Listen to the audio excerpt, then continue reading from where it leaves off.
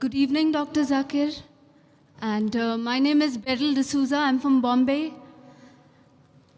Tonight, I must thank you for the wonderful lecture. And I must tell you that I used to see you on the television and follow your lectures ever since the past some years when I was in college.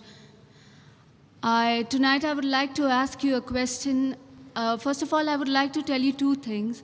You said two things. One was like associating anything with God is a sin. It's the biggest sin, rather.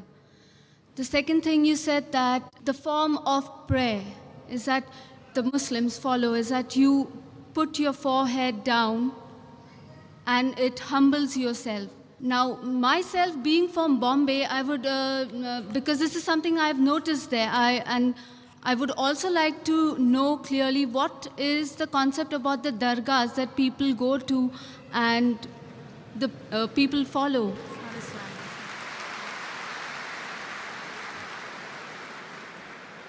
The sister asked a very good question.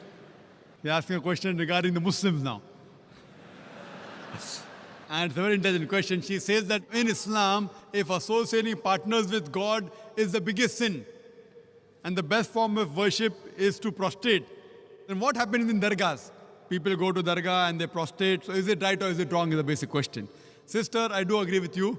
You have understood my lecture very clearly and very correctly that associating partners with God, anyone does, it is wrong. Whether he calls himself a Muslim or non-Muslim, whether he calls himself John, Abdullah, Zakir, Muhammad, anyone who associates partners with God, he is doing the biggest sin.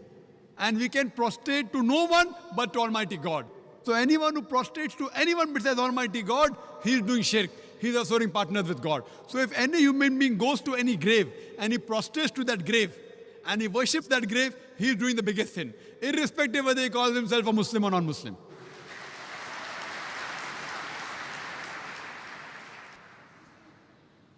Does the sister have a connected question? So, okay, if you would give me the opportunity, I would further like to ask you. So, basically, I've seen, like you said, anybody, okay, be it Muslim or Christian or Hindu, whoever does that. Now, if I tell you, from what I have seen and known is like a huge percentage, okay, they are the people, I could call them the Muslims. They go to the dargahs. Then what would you have to say about it? See, as far as the Arabic word Muslim is concerned, a true Muslim is a person who submits his will to God. A true Muslim will never bow down to any grave. I am aware, sister. I wouldn't say that you're wrong, you're right, that there is quite a large quantity of so-called Muslims who bow down to these graves. What do I have to say? I feel they are doing wrong, they are doing shirk, they have to change. And that's what in my talks I even tell them, that if you want to go to a grave, the Prophet said that you can go to a grave, it reminds you of your akhirah, that one day you have to die. So when you go to a grave, you can pray for the person, but you can't pray to him. You can pray for him, that may Allah give him Jannat-e-Firdaus, may He forgive his sins, etc. But you can't pray to him.